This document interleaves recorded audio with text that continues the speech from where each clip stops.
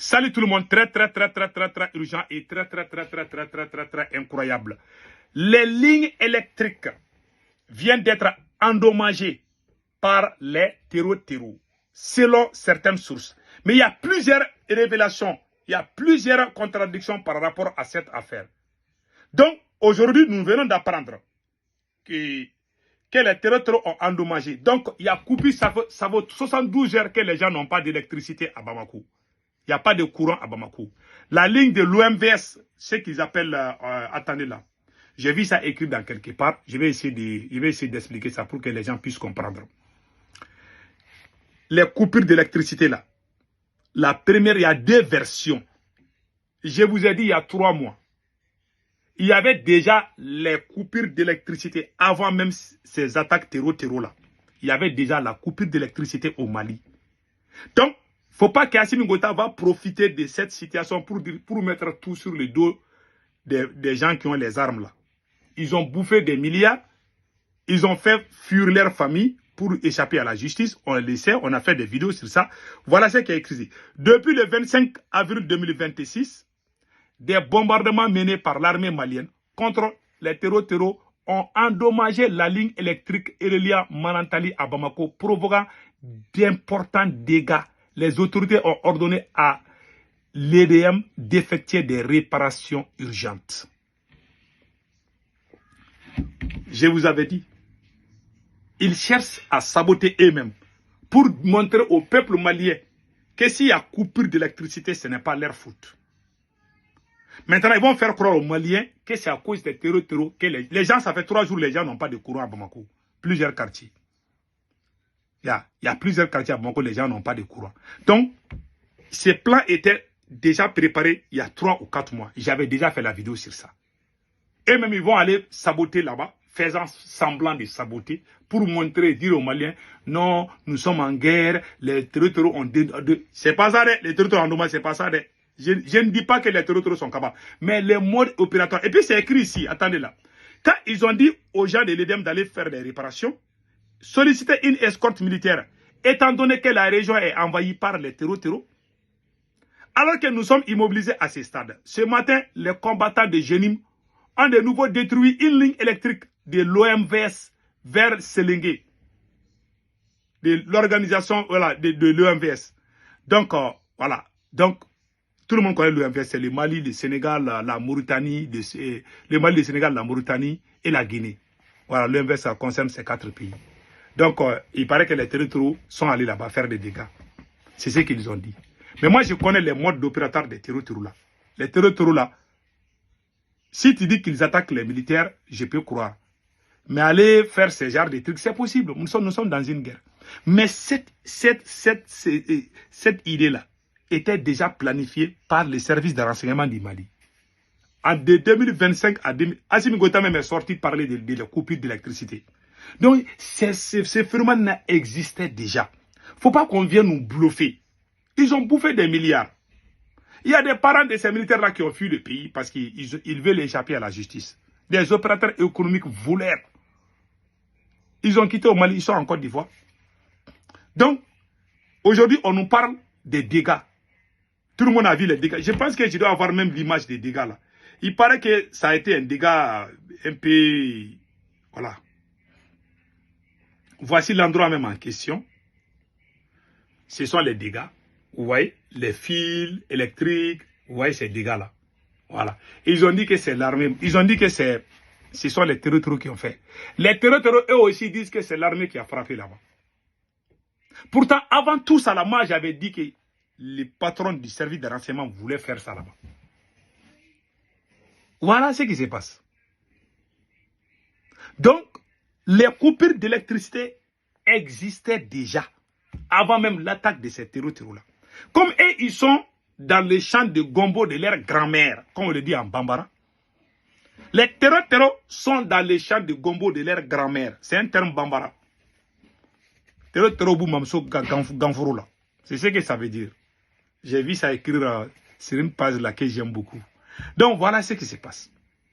Donc maintenant, ils vont leur incapacité, leur incompétence. Ils vont toujours, c'est la faute aux autres. Cette fois-ci là, Comme ils n'arrivent pas à trouver courant pour les Maliens, ils vont dire que ce sont les territoriaux qui les empêchent. Et ça, là même, c'est une honte. Cela veut dire qu'ils sont même incapables même de sécuriser le pays. Deuxièmement, j'ai posé une question à tout le monde. Depuis qu'il y a eu les attaques du 26 avril ou 25 avril, Bamako a été attaqué. Le plus grand camp militaire du Mali a été attaqué. Aucun responsable, aucun ministre n'a été changé. Qui a failli? Qui a failli? Au moins, ce genre de choses-là, si ça arrive à n'importe quelle nation, les nations sérieuses là, quand ce genre de choses, il y a des démissions, soit dans le gouvernement ou dans les autres services. Personne n'a été remplacé. Qui a failli? Personne. Aucun ministre n'a été changé, sauf celui qui est mort.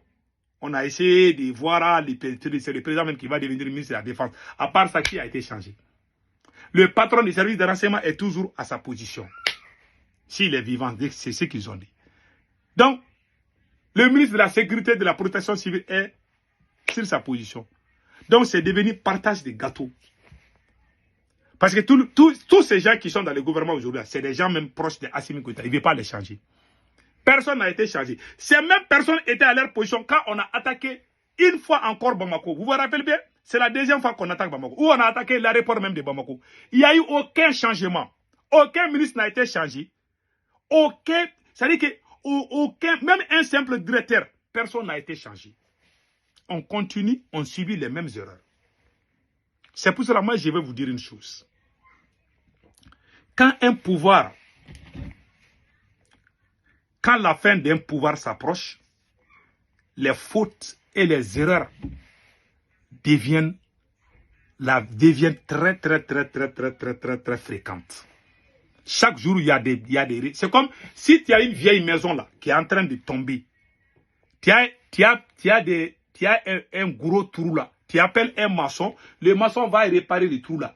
Entre-temps, le lendemain, tu vas trouver qu'il y a les fissures aussi de l'autre côté. Ah, la maison là est sur le point de tomber. Donc, quand une maison est vieille là, et elle est sur le point de tomber, tu as beau réparer là, ça ne peut pas. C'est comme tu as une vieille moto ou une vieille voiture.